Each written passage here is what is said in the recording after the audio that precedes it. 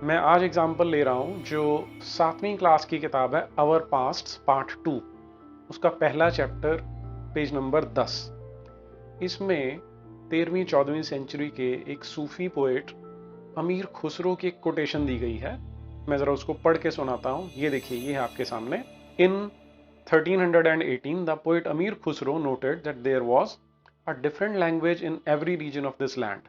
Sindhi, Lahori, Kashmiri, Dwar Samudri in southern Karnataka, Telangani in Andhra Pradesh, Gujari in Gujarat, Malabari in Tamil Nadu, Gauri in Bengal, Awadhi in eastern Uttar Pradesh and Hindavi in and around Delhi.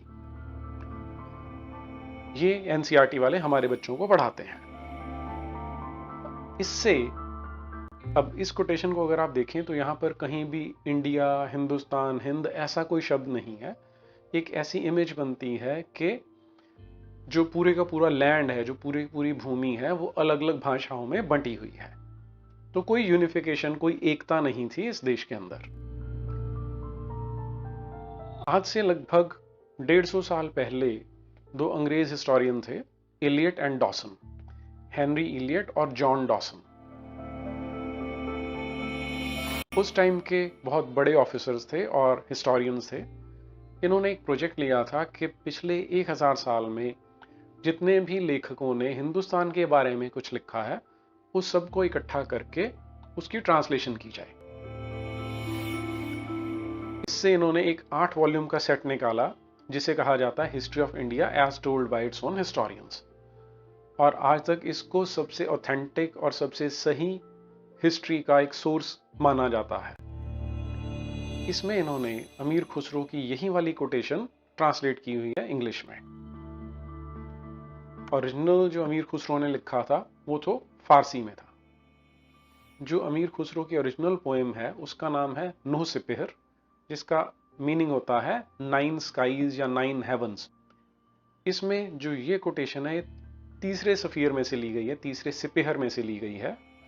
और इसकी जो translation की है एलियट एंड डॉसन ने, अब मैं आपके साथ वो शेयर करने वाला हूं। वो शेयर करने के लिए एनसीईआरटी और एलियट एंड डॉसन वाली ट्रांसलेशन दोनों को साइड बाय साइड रखते हैं। तो इसमें जो एनसीईआरटी दिखा रही है वो ज्यादा इंपॉर्टेंट नहीं है, जो एनसीईआरटी ने छुपाया है वो ज्यादा इंपॉर्टेंट है। अमीर खुसरो स्टार्ट कैसे कर रहा है? As I was born in Hind, I may be allowed to say a word respecting its languages. ये एक सेंटेंस बड़े क्लियरली ये एस्टैब्लिश करता है कि वो जिन भाषाओं की बात कर रहा है वो हिंद की भाषाएं हैं या हिंदुस्तान की हैं या इंडिया की भाषाएं हैं, और वो इनकी प्रशंसा कर रहा है। ये एक सेंटेंस एनसीईआरटी ने हटाया है। और वैसे ही अब आगे कोटेशन जो है वो तो एनसीईआरटी की और अमीर खुसरो की जो ओरिजिनल है वो मैच करती हैं। जो अगली लाइन है वो देखिए वो क्या कहता है। These are all languages of Hind, which from ancient times have been applied in every way to the common purposes of life. तो ये बता रहा है कि पुराने जमाने से सारी भाषाएं हिंद में, हिंदुस्तान में चलती रही हैं।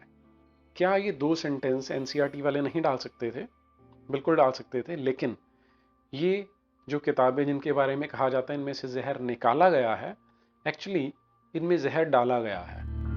और जो देश जोड़ने वाले जितने सेंटेंसेस थे उन सबको जानबूझ के निकाला गया है, क्योंकि एनसीईआरटी ने एक नैरेटिव बनाया है इन किताबों में कि जो हिंदुस्तान है कभी भी एकता नहीं थी इसके अंदर, ये जुड़ा हुआ एक राष्ट्र, एक देश नहीं होता था। इसलिए इन्होंने ये चालाकी इसमें की है। आगे थोड़ा सा और आगे चलिए। अब आप ये एनसीईआरटी वाला पोर्शन देखिए। इन्होंने बीच में एक अमीर खुसरो की कोट हटा के एक अपनी ओर से पैराग्राफ डाला है। Amir Khusro went on to explain that in contrast to these languages, there was Sanskrit, which did not belong to any region. It was an old language and common people do not know it, only the Brahmins do. यहाँ हमारे लिए important है कि NCERT हमारे बच्चों को क्या बताना चाहता है। वो ये बताना चाहते हैं कि संस्कृत इस देश की भाषा नहीं है, क्योंकि did not belong to any land. क्या वाकई अमीर खुसरो ने ऐसा कहा था? अब आप उसकी कोटेशन देखिए। There is another language more select. तो वो संस्कृत की प्रेज कर रहा है और हिंद की भाषाओं में ही उसकी रेफरेंस दे रहा है इसको स्पेशली हटाकर एनसीईआरटी ने अपना पैराग्राफ डाला जो उससे बिल्कुल उल्टा मीनिंग बताता है कि संस्कृत यहाँ की भाषा नहीं है। उसके पीछे भी जो एनसीईआरटी का मोटिव है वो उनके नैरेटिव को बनाए रखना है, जिसके अंतर्गत वो ये बताना चाहते हैं कि संस्कृत इस देश की भाषा नहीं थी, ब्राह्मण कहीं से बाहर से इसको लेके आए थे। इसलिए यहां पर ब्राह्मणों के बारे में स्पेशली बताया गया है। तीसरी चीज जो एनसीईआरटी ने की है वो दुनिया भर में कहीं भी किसी की ब्रेन वॉशिंग करनी हो, किसी को मूर्ख बनाना हो, तो उसका एक बड़ा ट्राइड एंड टेस्टेड फॉर्मूला है। इसमें आप जिसे मूर्ख बनाना है उसे कोई इंफॉर्मेशन देते हैं और फिर उसी से जुड़ा हुआ सवाल पूछते हैं। क्योंकि आप इंफॉर्मेशन पहले दे चुके हैं तो आपको पता है कि जवाब आपको वही मिलने वाला है, और ये सबसे सफल बच्चों के केस में ही होता है। तो यहां इन्होंने पहले बच्चों को बताया कि संस्कृत इस देश की भाषा नहीं थी, ब्राह्मण बोलते थे। फिर अगले ही पेज पर इसी के बारे में स्पेशली क्वेश्चन पूछा जाता है, do you remember what Amir Khusro had to say regarding Sanskrit knowledge and Brahmins.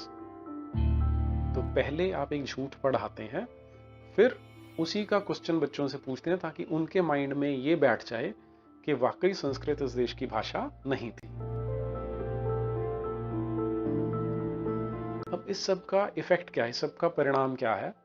आज हमारे देश में दो तरह के लोग हैं। एक वो हैं जिनका कहना है कि हिंदुस्तान 1947 में बना 15 अगस्त 1947 को, और ये बार बार यहाँ जो लेक्चर हुए हैं हम बार बार आपने सुना होगा और आप जानते भी हैं क्योंकि आप यहाँ के स्टूडेंट्स हैं कि राष्ट्र का एक इतिहास है। लोग साथ रहे हैं तरह तरह के समुदायों में और राष्ट्र एक खास ऐतिहासिक मोमेंट पे उभरता है, और यूरोप में करीब 18वीं सेंचुरी में और इंडिया में करीब 19वीं सेंचुरी में। दूसरे वो हैं जिनका कहना है कि हिंदुस्तान तो सदियों पुराना है।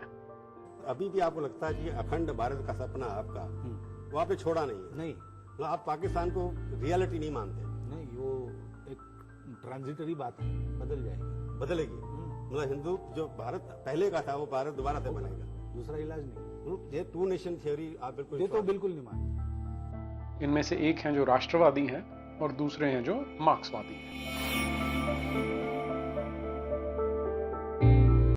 जब आप पहले वाला नैरेटिव बताते हैं कि 1947 में बना है, तो अब आप क्या कर रहे हैं? आप देश को तोड़ने की बात कर रहे हैं, क्योंकि आपने पहले ही बोल दिया कि तो एक आर्टिफिशियल एकता है जो अंग्रेज बना के गए थे या 1947 में बनी थी। इसलिए अगर कोई कश्मीरी कहता है कि हमें आजादी चाहिए तो इसमें कोई बुराई नहीं है, उसे आजादी दे देनी चाहिए। और हम सब जानते हैं कि दुनिया भर में ये माना जाता है कि India is illegally occupying Kashmir.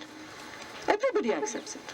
अब इस सब का मतलब ये है कि एनसीईआरटी ने कांग्रेस के राज में जो किताबें बनाई हैं अपने पॉलिटिकल मास्टर्स के कहने पर, अपने राजनीतिक काकाओं के कहने पर, वो ऐसी हैं जो देश तोड़ने की प्रमोशन करती हैं। ये वही काम है जो जेएनयू में मुट्ठी भर जो स्टूडेंट्स हैं उन्होंने किया था, और वहां के टीचर्स भी इसमें शामिल थे। क्योंकि इतिहास एक बार हम जान गए तो राष्ट्र के सारे रहस्य खुल जाएंगे, राष्ट्रवाद का पोल खुल जाएगा। ये इनकी सजेशन बहुत अच्छी है कि इतिहास पढ़ना चाहिए, उसी से पोल खुलेगी। लेकिन अनफॉर्चुनेटली जो पोल खुली है वो मार्क्सवाद की खुली है या मार्क्सवादियों की खुली है। हो सकता है आज के बाद अमीर खुसरो को, हेनरी इलियट को, जॉन डॉसन को भी ये लोग राष्ट्रवादी या संघी या भक्त या ट्रोल्स कहना स्टार्ट कर दें। ये जहर पिछले 12 साल से हमारे बच्चों के अंदर भरा जा रहा है, और यही कारण है कि आप देखेंगे कि जब कहीं पर देश तोड़ने की बात होती है तो देश भर की यूनिवर्सिटीज में लोग प्लेकार्ड्स लेकर खड़े हो जाते हैं। अनफॉर्चुनेटली जो अभी सरकार है नरेंद्र मोदी वाली, उन्होंने भी इस पर कोई ध्यान नहीं दिया, जबकि